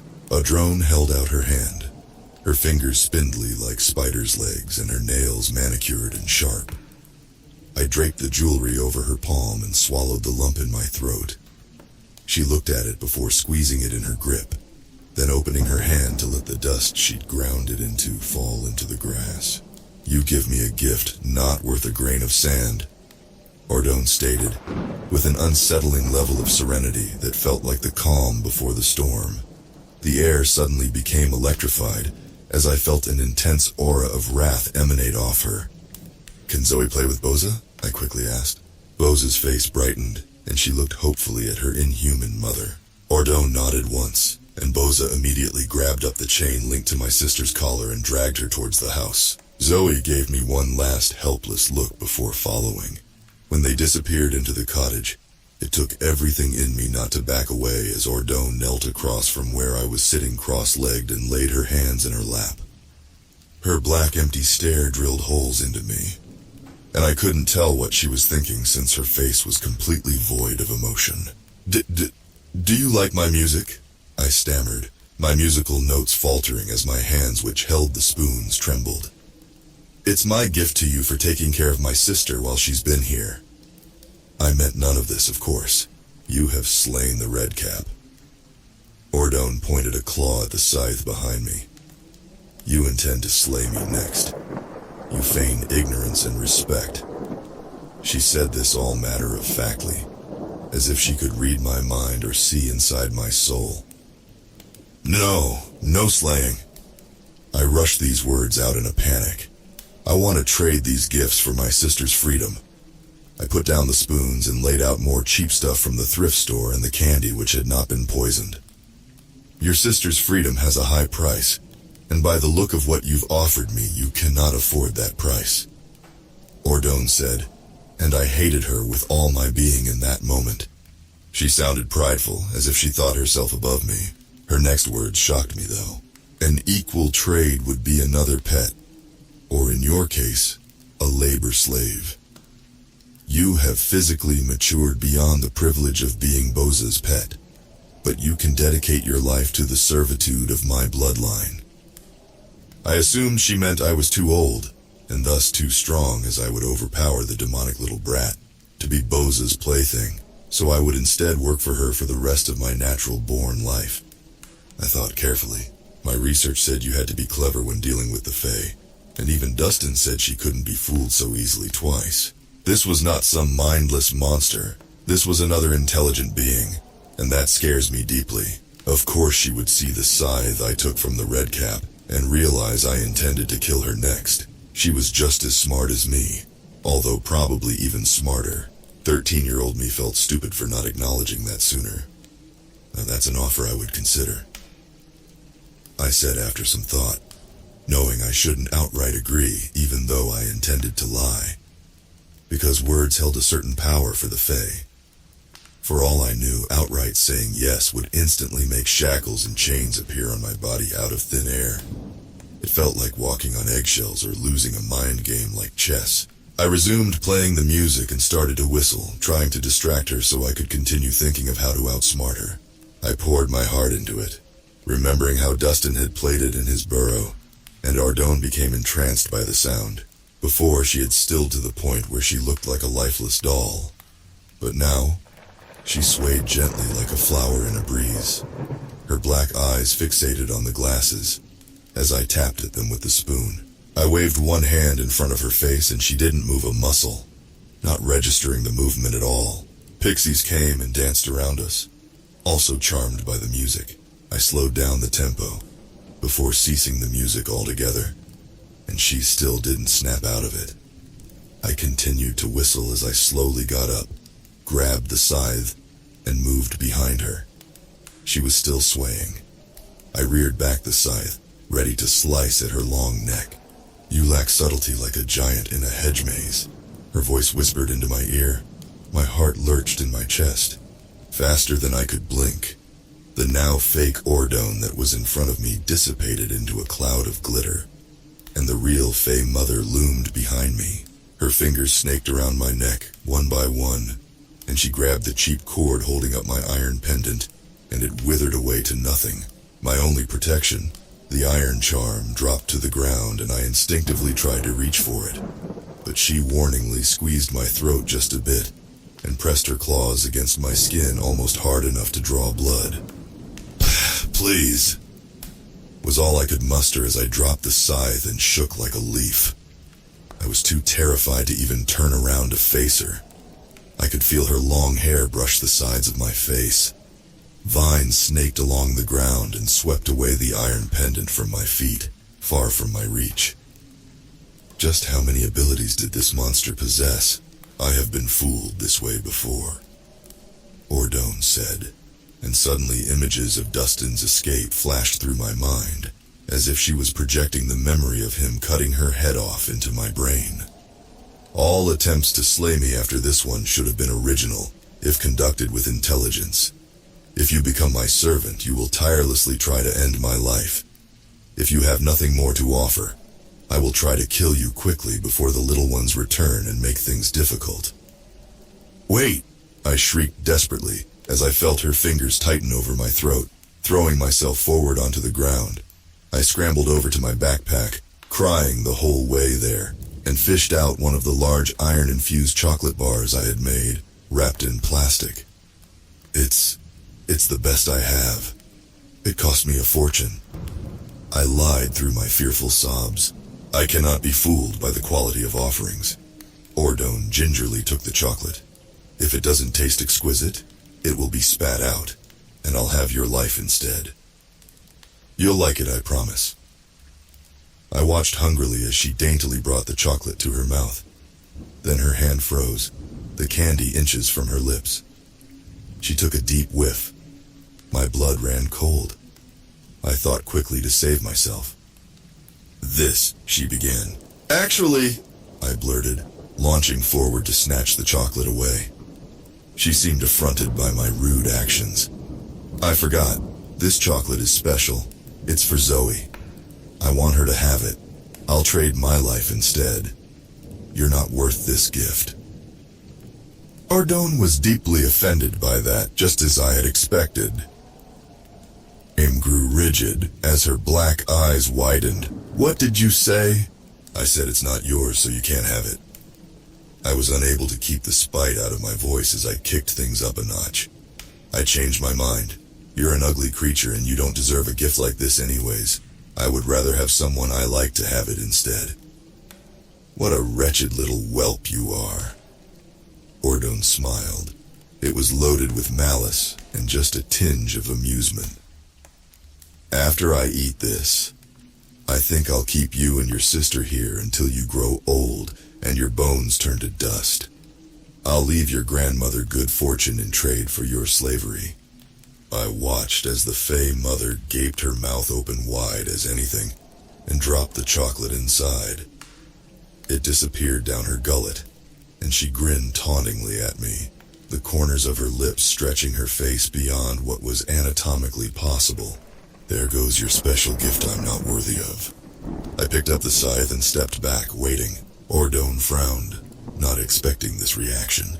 Just as she opened her mouth to speak, she keeled over and vomited a stream of a tar-like substance onto the ground.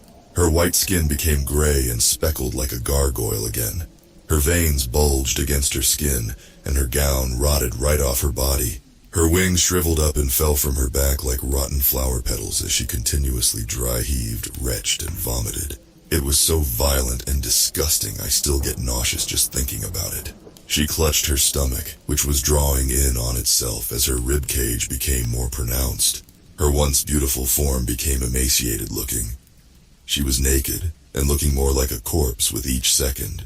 Her gaunt face snapped towards me, rage registering on her ghoulish features. She couldn't even talk anymore, she simply howled and groaned, stumbling towards me. Her claws were as long as machetes now, itching to dig deep into my flesh. Give me the key. My hands shook around the scythe.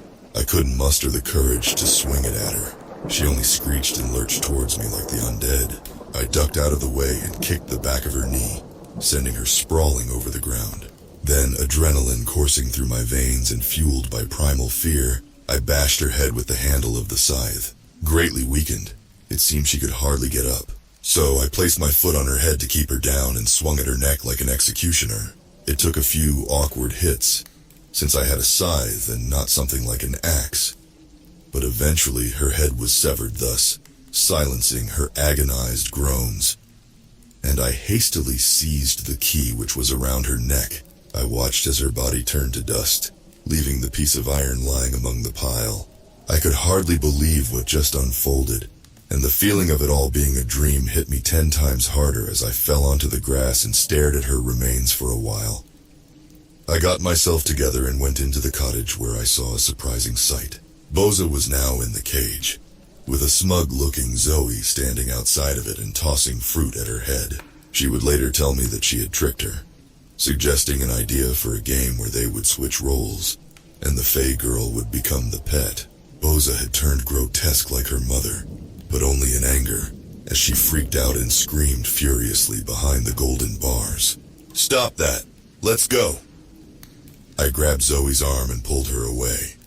We trekked all the way back to the tree archway, only to see that the portal was gone.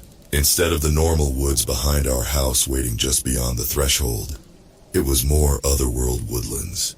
I just remember collapsing on the ground and sobbing my heart out at the fact we didn't make it in time.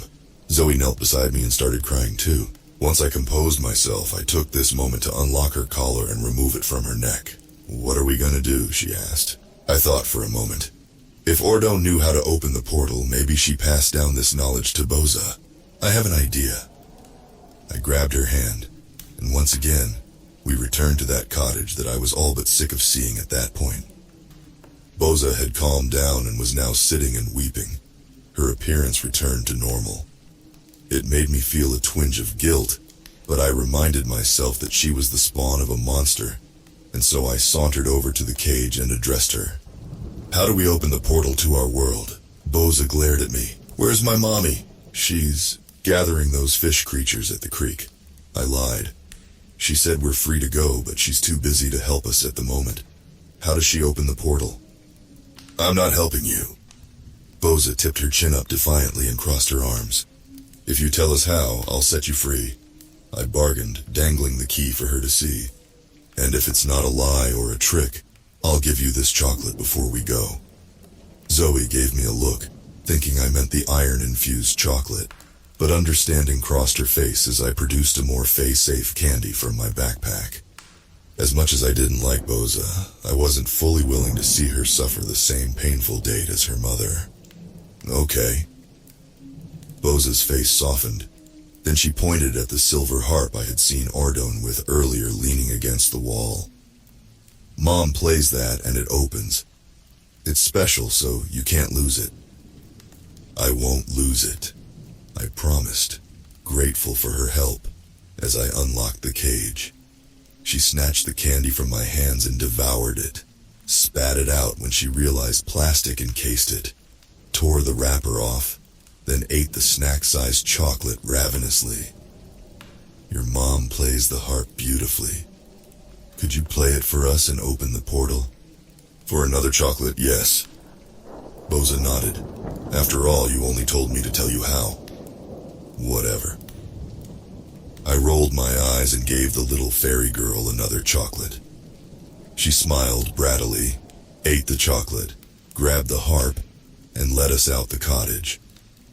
"Follow me." For what felt like the millionth time, we returned to those two weird, conjoined trees in the forest. Zoe seemed in high spirits since Dustin's death, but quite exhausted, and Boza hummed the entire way with her dragonfly wings fluttering on her back. When we got there, she sat on a tree stump and her fingers danced over the silver strings of the gleaming harp. I almost fell asleep standing just listening to it, and my eyes never left the sight as my mind fogged.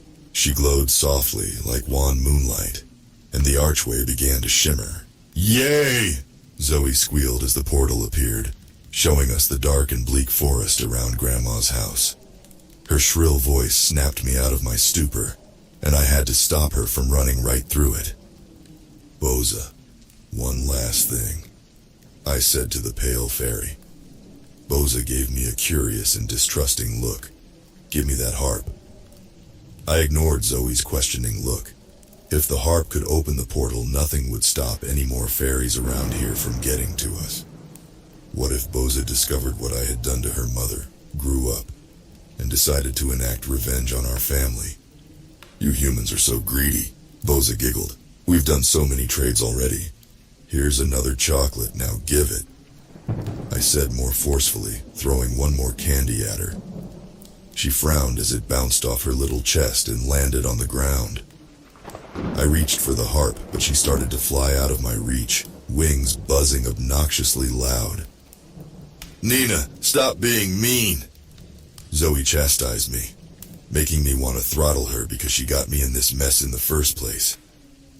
"This is Mommy's, it's not worth sweet food," Boza snapped. "That isn't a fair trade.